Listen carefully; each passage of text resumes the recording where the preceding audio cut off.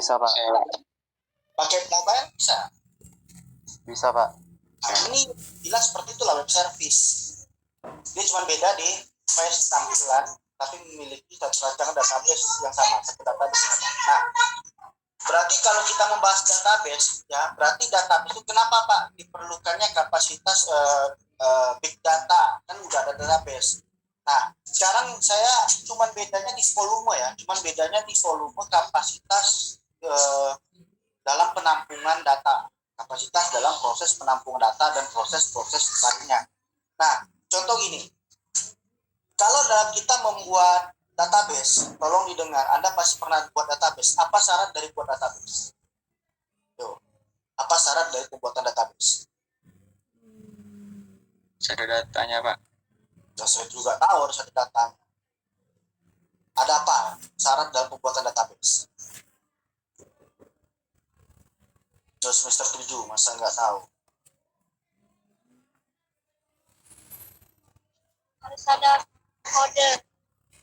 Kode apa? Kode kayak primary key. Nah, Anda tahu perhatian, Anda pernah udah bikin tugas dalam bentuk database yang pernah saya kasih. Dan saya juga pernah menyinggung tentang database. Pertama, dalam membuat satu database, ya berarti kita harus pertama ada apa? Satu, kita harus ada yang namanya nama database. Kita rancang dulu database apa yang kita bikin. Karena setiap kebutuhan database, walaupun sama-sama penjualan, lain pengguna memiliki kebutuhan yang berbeda. Berarti kita tentukan dulu, nama database-nya apa. Kedua, kita bikin tabel. Berapa banyak tabel yang akan kita gunakan yang saling berkaitan, yang saling berhubungan, ya. Terus apalagi di dalam database? Pertama ada nama database, ada tabel, kedua ada atribut, ketiga ada atribut. Apa atribut dari database? Berarti disesuaikan. Apa misalnya contohnya tabel TB tabel barang ya. Berarti tabel barang itu berada di dalam database. Ya, dari nama database yang kita bikin. Nah, nama atribut berarti ada apa? Misalnya kita anggap kita mau jual data buat web atau aplikasi bisnis. Misalnya ada data barang, data pelanggan, data penjualan, ya data retur dan sebagainya. Nah, berarti di sini dalam database, berarti di dalam tabelnya berarti ada atribut. Apa atribut dari barang? Misalnya ada ID barang, nama barang, kuantiti, harga beli, harga jual, ya, atau yang dibilang size, ukuran dan sebagainya. Itu yang diperlukan. Berarti ada apa? Ada yang dibilang atribut dari database. Yang atribut ini berada di dalam tabel database. Ingat, pertama ada apa? Pertama ada yang namanya nama database. Kita bikin nama database-nya apa? Ada tabel di dalam. Berarti tabel berada di dalam database yang kita bikin. Berarti di dalam tabel ada yang namanya atribut. Nah, di dalam atribut ada apa? Nah, di dalam atribut ada apa? Tuh, di dalam atribut ada apa? Isi-isi datanya tuh, Pak. Atribut. Tabel itu udah mengisikan isi data. Atribut itu isi data. Di dalam isi data ada apa? Field gitu, Pak. Ada apa? Field gitu. Ada tipe data dan panjang Karakter, Pak. Nah, berarti apa? Ada tipe data, panjang karakter, dan keterangan. Apa keterangannya? Nah, berarti keterangan bersifat primary key atau foreign key. Berarti yang terdapat di dalam satu, kami ingat, saya ulangi, di dalam database ada tabel. Di dalam tabel ada atribut. Di dalam atribut ada karakter Setiap. ya, panjang, ada yang bertipe data, panjang karakter, dan keterangan primary atau foreign key. Ya, nah sekarang kita tanya, Pak, terus ada apa lagi? Ada keterhubungan seperti one to one, one to many, many to one di antara tabel. Nah, ini yang syarat database. Berarti di dalam tabel berarti ada terhubungan dalam proses. Misalnya apa? Misalnya satu pengguna dapat mengolah banyak data barang. Satu pelanggan banyak dapat melakukan pemesanan. Berarti ada relasi. Hubungan relasi antara tabel satu dengan tabel yang lain. Nah, terus gue tanya, apa hubungannya dengan big data dengan database? Ini masalah kapasitas, ya, masalah kapasitas. Database memiliki keterbatasan dalam kapasitas. Apabila penuh, data itu harus dihapus atau di backup di tempat lain. Agar apa? Data tetap bekerja secara stabil. Dalam pengolahan data, aplikasi tak bisa bekerja dengan stabil tanpa ada error kepenuhan data. Nah, bagian dari mana Pak perbedaannya? Nah, ingat, dalam tipe data ada namanya integer. Tahu integer ya? Oh, Pak. Untuk pengolahan aritmatika yang bersifat bilangan bulat atau yang dibilang bisa digunakan untuk pilihan bilangan tunggal. Ya, tapi kalau dulu orang bikin database sering menggunakan, misalnya ada pilihan nih, laki-laki perempuan. Nah, biasanya dia menggunakan integer. Kenapa? Pilihannya tunggal, laki-laki atau perempuan, tak ada jenis kelamin yang lain.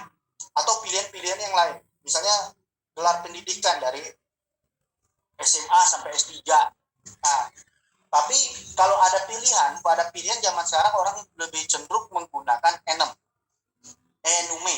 Nah, tipe data enume, untuk satu pilihan. Nah, sama kan kalau dulu orang menggunakan untuk tipe data yang dibilang untuk name and password. Nah, dulu orang sering menggunakan hanya char atau varchar karena bisa menggabungkan yang dibilang huruf dan angka. Tapi kalau untuk lebih keamanan zaman sekarang disuruh menggunakan MD5, tipe data MD5. Karena di dalam itu kita klik MD5, di bawahnya ada nomor series untuk yang dibilang keamanan data. Nah, apa bedanya Pak? Nah, di sini kapasitas. Anda mungkin pernah dengar integer dan long integer. Pernah dengar? Yang integer apa? Nah, integer itu kapasitas ya berapa ribu, dan long integer. Kenapa orang milihnya long integer? Karena pengolahan datanya jauh lebih besar tapi dalam prosesnya sama. Terus ada char. Tapi kenapa milihnya varchar? Nah, kenapa pilihnya varchar? Karena kapasitas yang diperlukan untuk koma, ya kalau kita menggunakan untuk koma, kalau kapasitas pengolahan data, varchar lebih tinggi dibandingkan char. Terus untuk perhitungannya ada koma, ada yang menggunakan float, ada yang menggunakan double. Ya, ada float dan yang dibilang double. Kenapa menggunakan double? Karena untuk perhitungan koma, kalau float hanya menggunakan 8 di belakang koma, bisa hanya 8 di belakang koma. Tapi kalau kita menggunakan yang dibilang double, bisa 16 di belakang koma. Nah, yang ini ya dibilang kenapa kita menggunakan big data, sedangkan database sudah ada. Nah, sekarang kita tanya, kalau Pak, contohnya kayak apa Pak yang dalam penggunaan big data? Suatu transaksi bisnis yang tinggi, contohnya Pak, Shopee. Ya, toko-toko online. Nah, sekarang kita tanya, kalau misalnya kapasitas data yang akan masuk ke data menggunakan SQL itu hanya menggunakan yang dibilang 50, anggaplah 50.000 data nih, hanya 50.000 data. Shopee internasional nggak belanjanya? Ya, Pak. Ya. Internasional kan? Sekarang saya tanya, kalau Shopee tidak menggunakan big data, apa yang terjadi? Ya, data yang hilang mungkin, Pak. Bukan data hilang, berarti transaksi akan terganggu. Karena apa? Kepenuhan data. Yakin nggak Anda dalam satu hari Shopee akan melakukan transaksi seluruh Indonesia, bahkan yang internasional, lebih dari 50.000 transaksi yang akan masuk? Percaya Pak.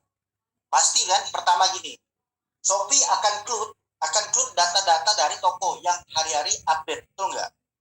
Iya Pak. Untuk satu daerah. Nah, ada berapa banyak toko? Kita contoh aja gini, yang jual baju aja, sekota Pontianak.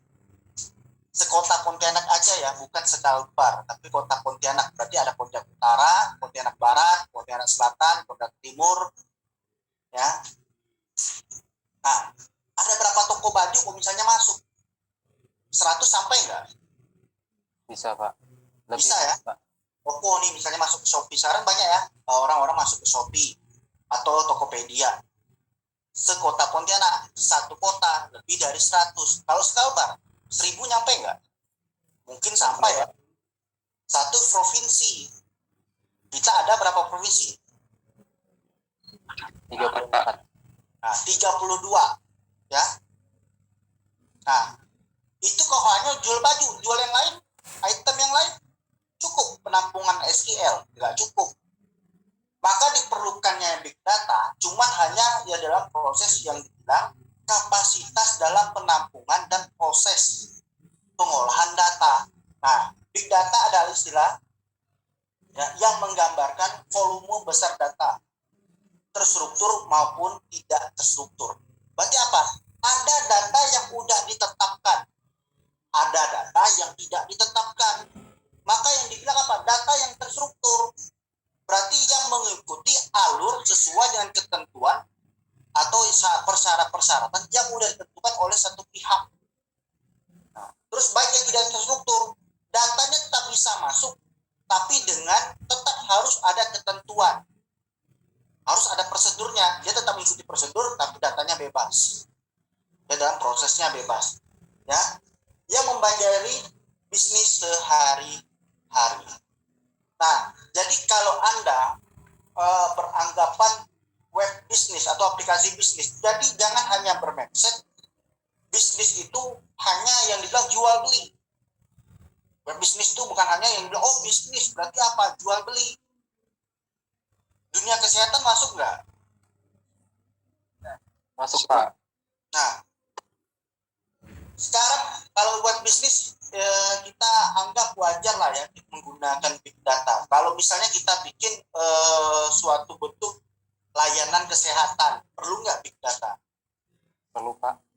Perlu, apalagi zaman sekarang yang dibilang ada namanya CF19, COVID-19. Kenapa diperlukan?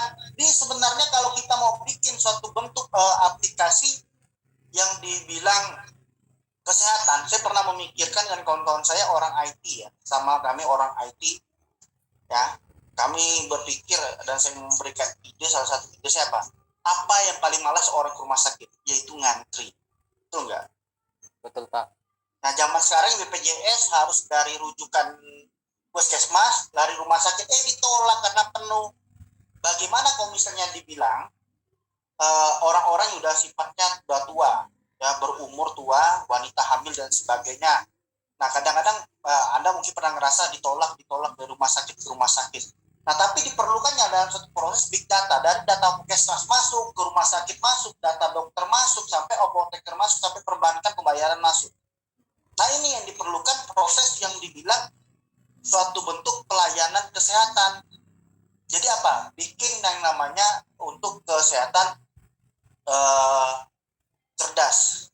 Jadi gitu saya daftar, mungkin ada yang daftar ya. Kita harus langsung dapat mau ke poli mana, rujukannya mau rawat inap atau emergency dan sebagainya. Dan kita bisa ngecek kamar mana yang kosong, dokter mana yang standby. Nah, kenapa? Kadang-kadang mindsetnya orang Indonesia, kalau udah ke satu dokter, dia tidak mau ke dokter lain. Betul nggak? Betul, Pak. Betul kan? Oh, nggak mau ke dokter ini, padahal sama-sama bisa spesialis. Nggak mau, dia cocoknya ya ini. Itu mindset. Nah, jadi kita perlukan satu bentuk pengolahan data. Kenapa data itu sampai yang dibilang nanti ke apotek, ngantri lagi ke apotek, kan bayarnya lagi, ngantri lagi. Tapi dengan satu clue dari yang dibilang dia daftar, hasil diagnosa sampai dia mau yang dibilang bayar, sampai dia mau ke apotek, dan dia bisa menentukan apotek mana yang dia mau nembus dengan aplikasi gandeng dengan GIS, sistem informasi geografis. Nah, itu kalau yang dibilang kedamaian kesehatan. Pendidikan juga sama. Apa? Zaman sekarang orang sulitnya untuk daftar sekolah. Bangkunya masih ada enggak? Karena sekarang sekolah melihat rute. Ya. Daerah tempat tinggal. Ada enggak kotanya? Pasti kalau orang kita, kalau daftar sekolah kemana dulu? Ayo. Maksudnya, Pak? Kemana dulu? Pasti sekolah negeri kan? Iya, Pak. Iya, negeri, Pak. Betul nggak? Pasti negeri kan sekolah negeri dulu, baru swasta. Nah, dalam aplikasi kita bikin yang seperti big data ini, data pengolahan datanya lebih besar.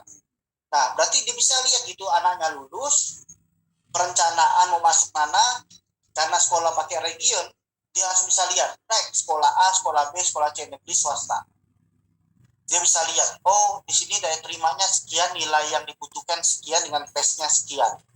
Jadi kalau nilainya kurang, dia udah bisa rekrutmen atau didaftar ke banyak sekolah. Biasanya kan kalau kita daftar kan banyak dari satu sekolah ya, sekolah A, sekolah B.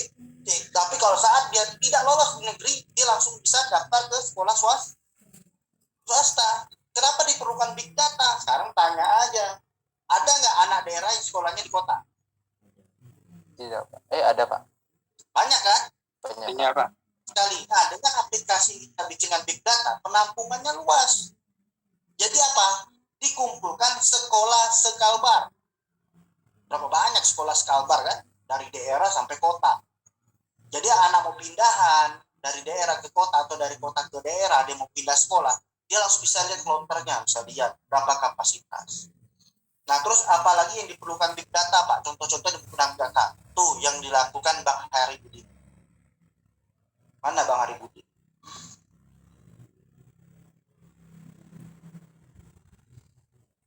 Loh? Oke, Pak. Nah, saya mau tanya Bang Hari Budi. Kalau misalnya dalam sistem informasi, pasti dalam pemerintahan sekarang udah ada namanya, mungkin Bang Hari Budi tahu ya, dalam pemerintah sekarang udah ada namanya layanan satu pintu, betul nggak Bang? Iya. Betul ya, layanan satu pintu. Ada kan layanan satu pintu. Nah, kalau kita bikin satu sistem informasi yang dibilang anggaplah pemerintahan, satu sistem informasi pemerintah, perlu data yang sangat besar nggak? Gimana, Pak? Tadi Pak kurang jelas. Kalau Perlu misalnya data. kita mau bikin satu aplikasi yang dibilang layanan pemerintah satu pintu, diperlukan satu data yang sangat besar nggak Pak, dalam pengolahan dan proses? Iya, Pak. Perlu kan? Iya. Nah, pokoknya kita mau bikin sistem informasi pemerintahan. Simpelnya sistem informasi pemerintahan termasuklah sampai dalam satu ruang, satu pintu. Kemarin Bang Budi se-Indonesia, berapa banyak peserta pendaftaran PNS? Lebih nggak dari 10 juta orang? Ya, lebih deh, Pak. Lebih kan? 10 juta orang. Lebih ya, se-Indonesia ya. Di Indonesia, ya. Kalau kita mengharapkan dari SIL, cukup nggak menampung? Enggak. Bukan pakai itu, Pak. Iya. Nggak akan cukup ya Bang ya? Iya. Nah, pasti yang dibilang apa? Sistem error. Kalau dia punya sistem itu mungkin palanya udah berasap. Nggak mampu dia nampung data. Yang udah dibikin sistemnya aja kemarin, apa yang terjadi Bang Budi? Ada penipuan simulasi dalam ujian. Iya. Terima Nah, kasih. ya ada remote save. Nah, di sini salah satunya kita perlukan big data. Biar data itu cerdas. Dia bisa juga mengoreksi kebenaran, penyeludup, dan sebagainya. Nanti ada penjelasannya di bawah. Ya. Nah, jadi kalau yang kita bilang berapa ribu? Oh, pasti banyak kan, Bang? Ada seleksinya. Seleksi. Gampang nggak nyeleksinya? Pasti ada nilai bobot kan? Setelah dari pendaftaran pertama, hari pertama daftar, itu sampai ribuan orang nggak Bang yang masukkan berkas? Iya kan nanti si instansi itu nanti kan memeriksa berkasnya secara itu, Pak, virtual, Pak, apa namanya? Dari aplikasi, jadi kan kelihatan tuh, Pak. Ya. Coba Bang periksa satu wilayah Abang sendiri, kasih tugas. Kontemporer, satu-satu di scroll. Juling mata Bang. Enggak kuat, Pak. Enggak bisa. Misalnya Bang satu wilayahnya, Abang kena wilayah mana? Misalnya satu wilayah, kita anggap satu wilayah aja ya. Kalbar satu wilayah mana? Misalnya kan Abang dapat. Gak usah banyak-banyak lah Bang koreksi, misalnya yang masuk 1000 data. 3 hari selesai nggak Bang? 1000 data kalau pakai aplikasi. Kita nggak usah bahas menggunakan teknologi, tapi di scroll ya, spam satu misalnya dikirim melalui email ya. Kita tempo dulu lah kirimnya email. Tapi email itu dari pos-posnya ya. Kalau untuk wilayah barat ke sini, wilayah timur ke sini. Nah, Abang periksa 1000 data, nggak menggunakan website, hanya mengandalkan email, 1000 data, Abang sendiri 3 hari selesai nggak? Nggak bisa. Saya yakin 100 pertama mungkin masih seger, di atas 1100 ke atas udah mata kunang-kunang. Yang harusnya lulus pun jadi nggak lulus, yang nggak lulus jadi lulus, ya udahlah, kan lolos nah. Iya. Itu hanya untuk apa? Pemberkasan, betul nggak Bang? Akademiknya, belum tes yang lain. Maka dibikinlah satu filter, satu penampung masalah seleksi berkas. Betul kan? Ada nggak? Iya. Nah, seleksi berkas dan sampai selesai. Nah, kita itu masalah seleksi tes. Nah, berarti apa? Dalam bentuk pengolahan data karyawan atau pegawai. Semua data terpusat banget. Iya, ada di BKN pusat. Oke, semua terpusat. Apakah data itu semua bidang ada? Baik di bidang pertanian, baik di bidang pendidikan, ada semua kan? Semuanya. Terpusat dalam satu server, kan? Dikontrol dengan satu server. Itu berapa banyak data kalau kita bilang hanya pengolahan data pegawai, itu enggak? Iya. Nah, jadi kalian beranggap, jangan Anda lihat server itu, data itu, seperti Anda bawa hard disk. Tahu hard disk ya? Eksternal, Anda bawa 1 tera, bawa ke server, tak cukup nampung datanya. Karena apa? Hard disk anak modelnya lempengan, server itu habisnya lempengan. Kalau Anda pernah bikin kue pakai loyang, itu kayak loyang-loyang, masukin tuh ke open. Server itu minimal 3 tahun sekali baru mati dan situasi tempatnya harus sangat-sangat dingin. Kalau enggak meledak. Oke, kita break 5 menit, ada azan maghrib sebentar ya. Baik Pak. Karena saya ngaji di rumah bertepatan sampai maghrib 5 menit, dan kita akan ada azan.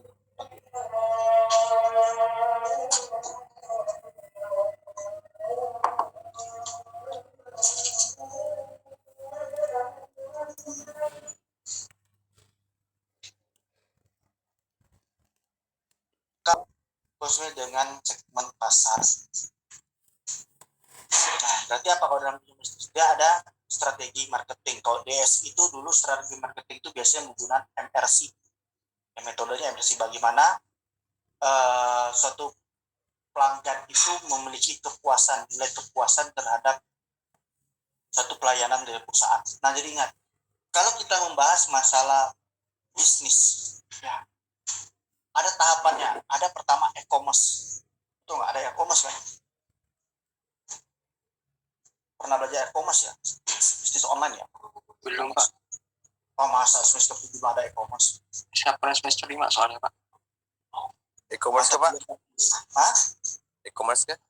Nah, Pernah lah gitu ya, e-commerce ya. nah lah e-commerce, masa tak pernah? E-commerce udah lah, e-commerce. E-commerce. Nah, akunnya udah kan? Nah, e-commerce itu kan masalah bisnis ya. Nah, terus dari e-commerce nanti bersangkut pautan dengan yang namanya e-bisnis. Nah, e-commerce dulu e-bisnis, yang besarnya e-bisnis. Berarti di dalam e-commerce, dalam e-bisnis pasti banyak lagi manajemen lain. Contohnya apa? Seperti kan kalau dalam dunia bisnis ada nanti di dalam bisnis ada e-commerce-nya, berarti ada barang produk yang dijual. Terus ada namanya e-marketing, electronic marketing. Nah, biasanya menggunakan MRC ya, MRC untuk metodenya bagaimana suatu pelanggan itu memiliki titik kepuasan. Dari mana mendapatkan nilai-nilai ini? Biasanya dianalisis dengan perencanaan strategi sistem informasi. Ya, baru menjadi. Nah, jadi apa? Jadi dari strategi marketingnya, bagaimana menghadapi pelanggan dan sebagainya. Jadi apa? Di sini dia mendapatkan nanti dengan big data ini, dengan aplikasi ini cerdas. Nanti dia bisa mendapatkan titik keputusan juga SPK. Nilai keputusan. Nah, terus big data juga bisa mendeteksi ketidaksertaan strategi berbahaya yang misalnya mempengaruhi kestabilan perusahaan. Nah, berarti dia bisa deteksi perusahaannya tak stabil, mungkin dari bahan bakunya stabil, ada transaksi yang nggak stabil, ada penurunan naikan yang misal aset, dia bisa deteksi. Kenapa? Sumber data itu lengkap, akurat, dan dibilang tuh banyak sumber. Nah, ini kegunaan dari big data. Jadi di dalam big data itu ada namanya data analisis, ya, atau analisis data. Jadi sistem ini sudah cerdas, dia bisa menganalisis kapan barang ini harus diorder, kapan harus di stop order, ya, kapan harus bisa dikembangkan dan kapan harus ada penambahan fitur dan sebagainya. Nah, ini yang digunakan dalam big data. Jadi satu sistem informasi yang dapat mengontrol dan mengoreksi dirinya sendiri, baru sistemnya akan diinformasikan kepada yang dibilang runware-nya atau usernya. Makanya ini yang dibilang kemarin saya pernah jelasin antara sistem ke sistem dalam komunikasi data, yang namanya komunikasi data atau komunikasi data itu bisa dari orang ke orang, orang ke sistem ke orang, sistem ke sistem, atau paduan antara orang, sistem orang, maupun sistem orang. Nah, jadi di big data ini dibikin cerdas, bisa sistem ke sistemnya dulu, baru ke orang. Diberitahu informasinya. Dikirim masalahnya apa, problemnya apa dalam sistem, dicek oleh server back mengirim informasi dikirimkan ke user atau ke si browser-nya. Nah, itu. Nah, jadi kita bisa lihat di sini ya, manfaat big data. Ada manfaat big data, membantu perusahaan menghubungkan dengan pelanggan. Maksudnya apa? Pak, dalam website biasa juga database juga bisa menghubungkan pelanggan, tapi kapasitas pelanggan. Maksudnya kapasitas pelanggan jauh lebih besar. Memberikan strategi ya dalam hal pemasaran. Nah, jadi dia sistemnya cerdas, dia harus bisa memberikan. Oh, ini nggak boleh loh, ini boleh loh, ini kekurangan dan kita harus menambahkan ini. Jadi sistem berinteraksi. Oke, mengoptimalkan media. Ya, mengoptimalkan media sosial. Nah, dengan sistem ini cukup dengan satu sistem, kita nggak perlu menggunakan sistem yang lain. Nah, mampu menarik perhatian dari pelanggan. Nah, dia memiliki perhatian nggak ada. Kayak misalnya gini. Sekarang yang tenggelam apa? Toko bagus tenggelam nggak? Iya, Pak. OLX, Ya, nggak ada, Pak. jualbeli.com, Iya. hilang. Yang Sekarang yang naiknya apa? Shopee dan Tokopedia, Pak. Terus satu. Shopee sama Topet ini lagi bersaing berat sekarang. OLX hilang. Kan? Jual beli online hilang. Kenapa? Titik keakuratan kepercayaannya itu timbul Shopee hilang semua, toko bagus hilang, nggak tahu masih bisa dioperasi atau enggak. Saya nggak pernah coba lagi di toko bagus atau yang paling sering banyak bagian Itu, Pak. Bidang. Oke ya. Nah, berarti apa? Mampu menarik perhatian pelanggan. Apa? Poin-poin. Ya, orang belanja di Shopee kan poin-poin 12 dan sebagainya ya, promo-promonya dan sebagainya. Nah, bersaing. Nah, berarti dia apa? Di sini mampu menarik yang lebih bagus. Marketing dapat